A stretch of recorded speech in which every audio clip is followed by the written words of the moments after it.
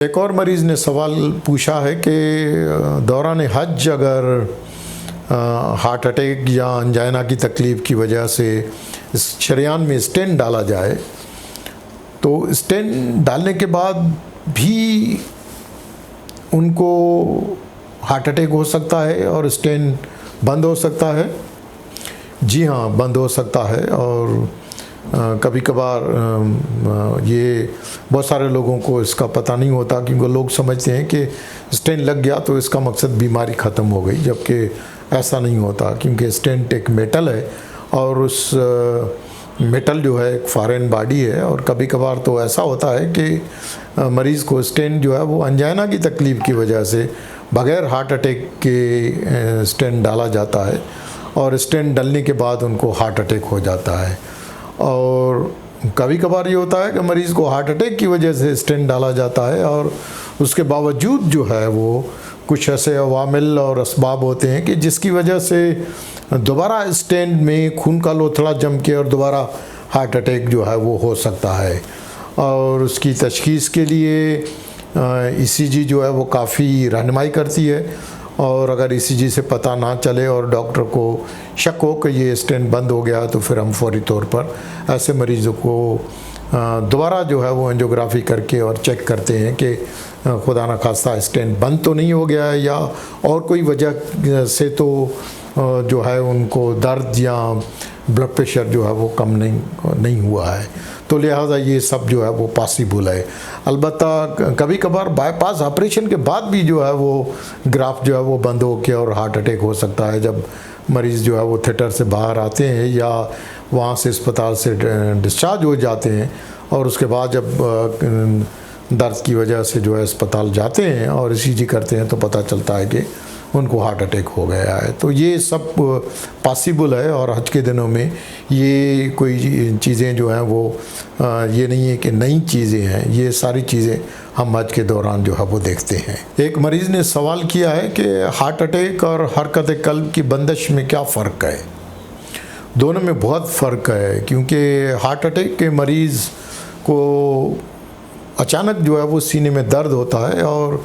ज़्यादातर मरीज़ जब अस्पताल की तरफ आते हैं तो वो कॉन्शियस होते हैं और वो अपनी तकलीफ़ के बारे में बता सकते हैं कि उनको सीने में दर्द है या उनको दर्द के साथ सांस है या सांस की शिकायत है। और जब ईसीजी करते हैं तो उसमें पता चल जाता है कि मरीज़ को हार्ट अटैक हुआ है।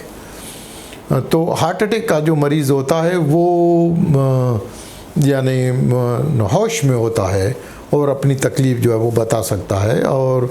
ईसीजी करके उसका हम पता कर सकते हैं कि इनको हार्ट अटैक हुआ है।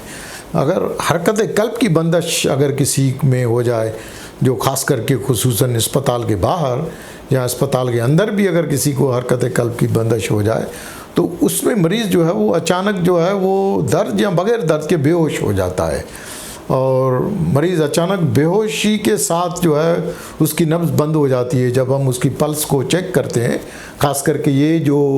नेक में गर्दन में जो है कैरोटिड आर्टरी बड़ी शरेयान होती है जो दिमाग की तरफ जाती है, तो उसको हम चेक करते हैं कि वो नब्ज़ जो है वो फ़ील हो रही है कि नहीं। अगर वो नब्ज़ नहीं मिल रही है और मरीज़ सांस नहीं ले रहा है और आप उसको आवाज़ें दे रहे हैं कि अहमद अहमद और आपका जवाब नहीं दे रहा है जो मरीज़, तो इसका मकसद ये है कि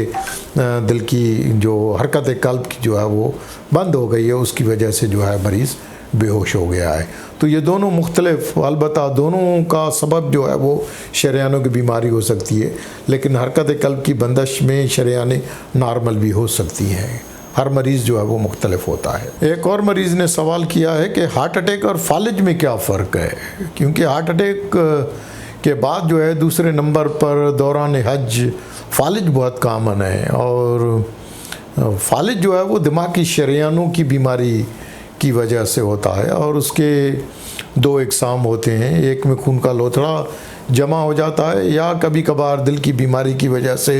खून का लोथड़ा दिल से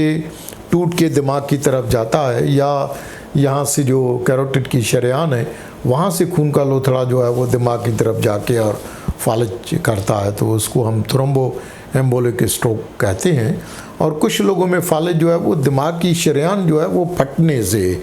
फटने की वजह से जो है वो शरेयान के बाहर जो दिमाग है वहाँ खून जो है जमा हो जाता है,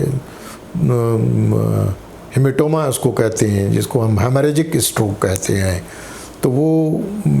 उसमें ब्लीडिंग होती है। जो वो हेमरेजिक स्ट्रोक जो है वो थ्रोम्बोएम्बोलिक स्ट्रोक से थोड़ा मुख्तलिफ होता है और दोनों का इलाज भी जो है वो मुख्तलिफ होता है। तो ये दो, और कभी कभार जो होता है कि मरीज़ को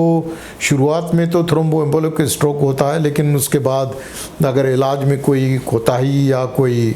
हो जाए तो फिर वही स्ट्रोक जो है वो हेमरेजिक ट्रांसफॉर्मेशन की तरफ जो है वो जा सकता है। तो लिहाजा फालिज के मरीज़ों में तशख़ीस और इलाज में काफ़ी मोहतात जो है वो होना चाहिए। अब ये सारी चीज़ें जो हैं हज के दौरान सारे इलाजात और सारी तशख़ीस जो है वहाँ पर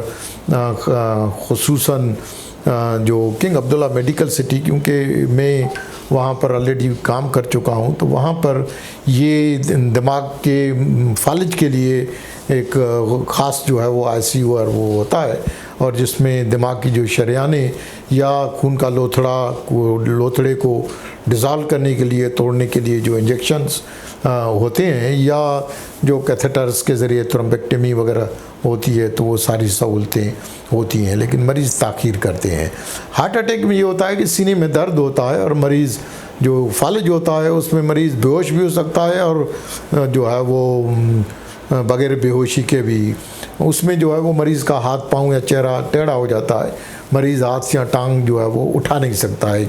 वीकनेस हो जाती है। हार्ट अटैक में ऐसा नहीं होता है। हार्ट अटैक में सीने में दर्द होता है और मरीज़ का चेहरा टेढ़ा नहीं होता है, मरीज़ सही तरह से बात कर सकता है और मरीज़ अपनी तकलीफ़ को अच्छी तरह से बता सकता है। तो उसमें दर्द और सांस की शिकायत ज़्यादा होती है, लेकिन फालिज में जो है वो मुख्तलिफ़ किस्म के जो है वो अलामात होते हैं। तो दोनों में फ़र्क करने में कोई ऐसी मुश्किल नहीं आती। कभी कभार जो है मुश्किल तब होती है जब कभी कभार दोनों कुछ मरीज़ों में जो है वो आज की ड्यूटी के दौरान हमने देखा है कि आते तो फालिज के साथ हैं, जब हम उनकी ECG करते हैं, एको करते हैं, तो पता चलता है कि उनको हार्ट अटैक भी साथ में हुआ है और खून का लोथड़ा जो है वो हार्ट के किसी खाने में जमा हुआ होता है। तो फिर ऐसी सिचुएशन में जो ज़रा इलाज जो है वो थोड़ा डॉक्टर के लिए, फिजिशियन के लिए मुश्किलात हो जाती है। लेकिन ये सारी चीज़ें हज के दौरान आपको देखने का मौका मिलता है।